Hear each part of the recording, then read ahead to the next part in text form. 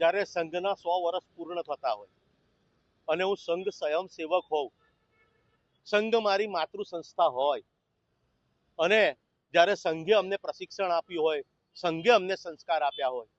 કે જે સનાતનને આદર કરે, સનાતનને માન આપે, એ જ ધાર્મિક છે. ત્યારે સ્વામિનારાયણ સંપ્રદાયનો એક નવતમ કરીને ભાદરવાનો ભીંડો, જેણે જે સમુદાયને હાલ 125 થી 150 વર્ષ પર પૂર્ણ નથી થયા, જેમનું સનાતન ધર્મ બચાવવા માટે, ગાય બચાવવા માટે, કોઈ બેન દીકરી બચાવવા માટે એક માથાના વાળ જેટલું બી યોગદાન ન હોય, ત્યારે એ પોતાના પંથને,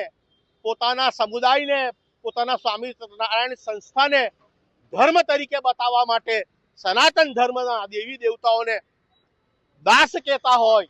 તો એવાનો જ્યારે સાધુ સંતો, સમગ્ર ભારતના સાધુ સંતો વિરોધ કરતા હોય, ત્યારે મને ખૂબ દુઃખ સાથે કહેવું પડે છે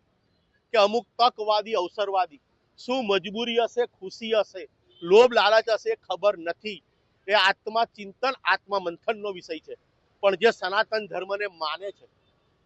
એને નૌતમ સ્વામી ને કોઈ દિવસ માફ નહીં કરે, કારણ કે એને ઈરાદાપૂર્વક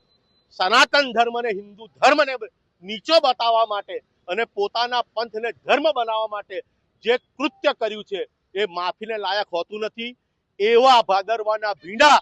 કોઈ દિવસ સનાતન ધર્મના, હિન્દુ ધર્મના સંમેલનમાં કે સ્ટેજ ઉપર એમને આવવાનો કોઈ અધિકાર નથી. અત્યારે હું સંઘનો સ્વયંસેવક છું, માટે મર્યાદામાં ફક્ત નરસોત્તમ નું પોસ્ટર પર ખાલી મોડું કાઢી કર્યું છે. જો મારી સનાતનોની લાગણી અને ભાવના આયોજકો સમજી નહીં શકે તો મજબૂરી વર્ષ હું આવતીકાલે નૌતમ સ્વામીનું મોડું કાળું કરવાનો જીવીશ ત્યાં સુધી પ્રયાસ કરીશ.